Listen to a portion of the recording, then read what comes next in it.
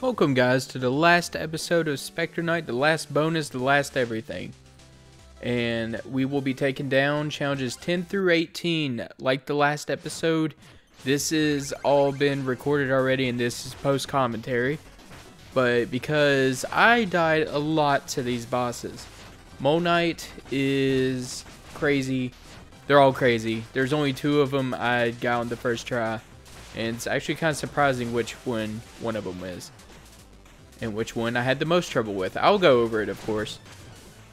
But Mode Night is tricky. You get to actually see more of the boss fight. You know how I destroyed Mode Night in my playthrough because of the Skeletal Century. But it's a lot tougher. You just want to use your darkness whenever... Also, this counted. I lost, but I won. Okay, sure. I'll take it.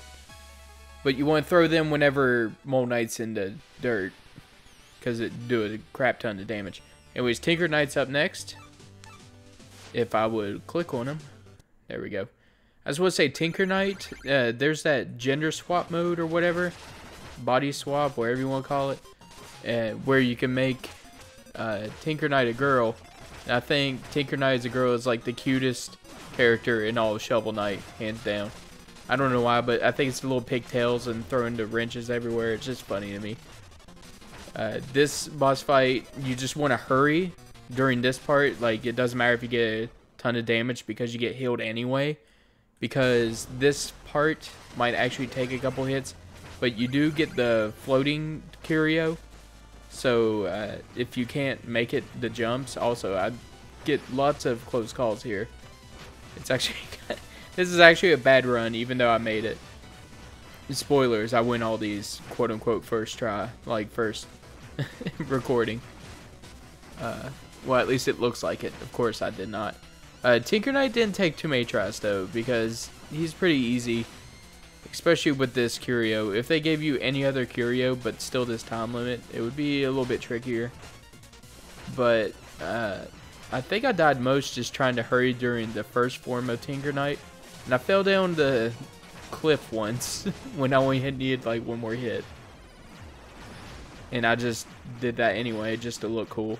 I was like, yeah, why not? I look cool. And then I noticed that I was wasting time whenever I did it. I was like, okay, I better stop doing that. Alright, next is Propeller Night. Which only took me 2 tries, I believe.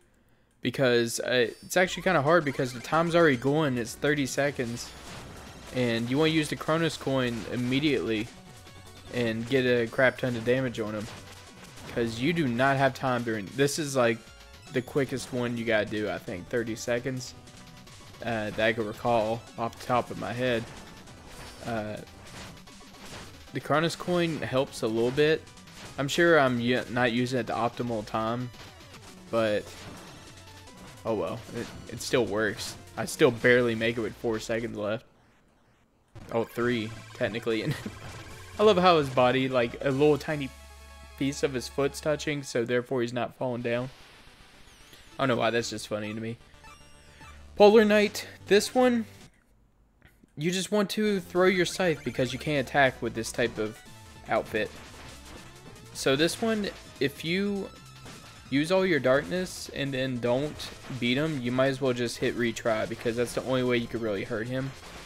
In this, you just throw your boomerang sides. That's it. That's the whole point of this. That's all you did. No time limit, no anything. No point to a time limit because it gets taken down fast or you have to restart anyway. That's another outfit you didn't get to see, but you get to see here during challenge mode.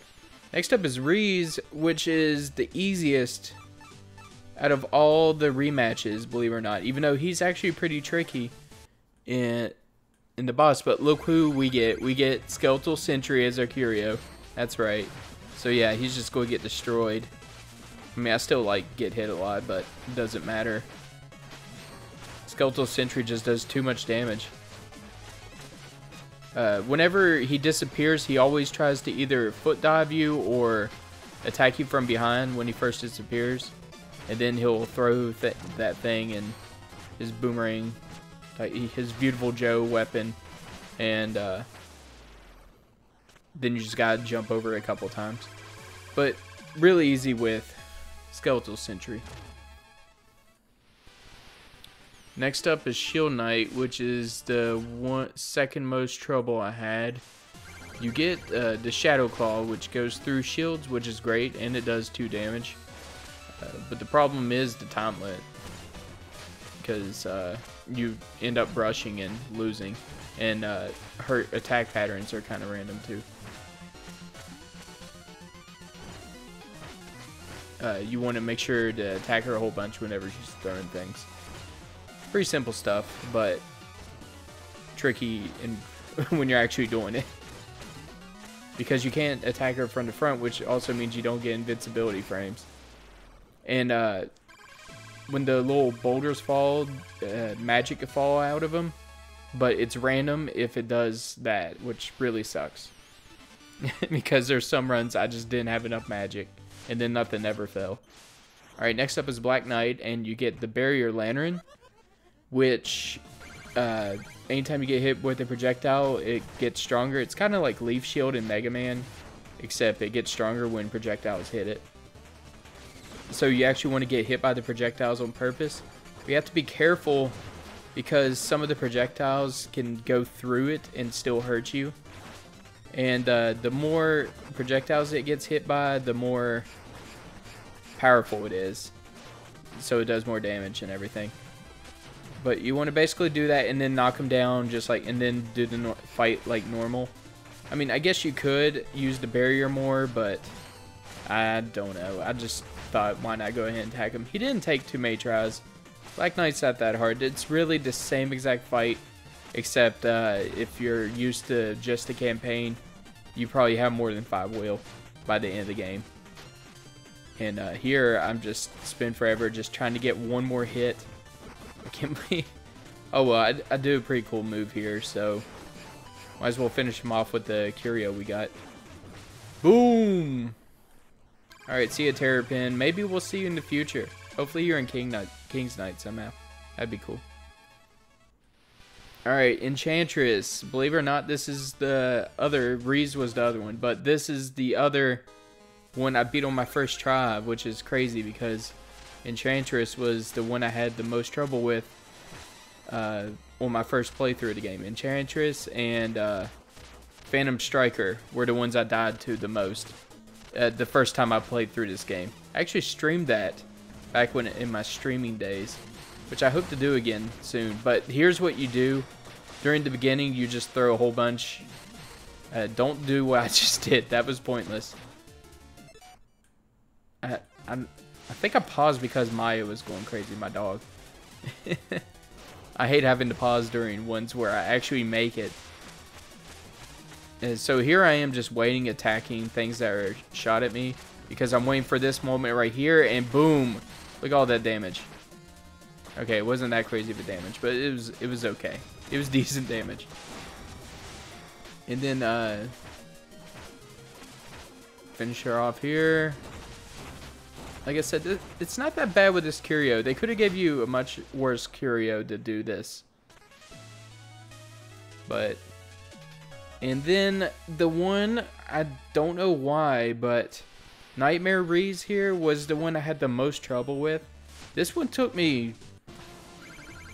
a really long time, but you also get to see the cool armor.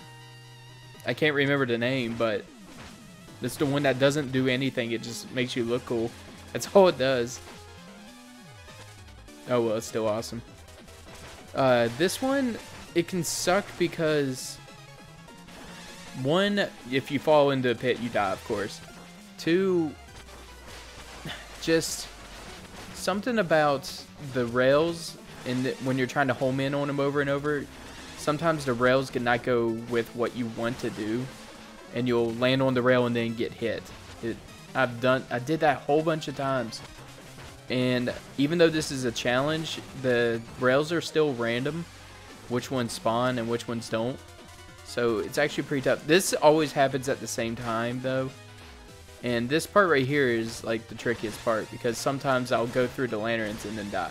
But that's actually it. That's actually it of all of Specter Night. I may go back and do New Game Plus one day for you guys, but That's going to be way in the future. I hope you guys enjoyed Specter Night.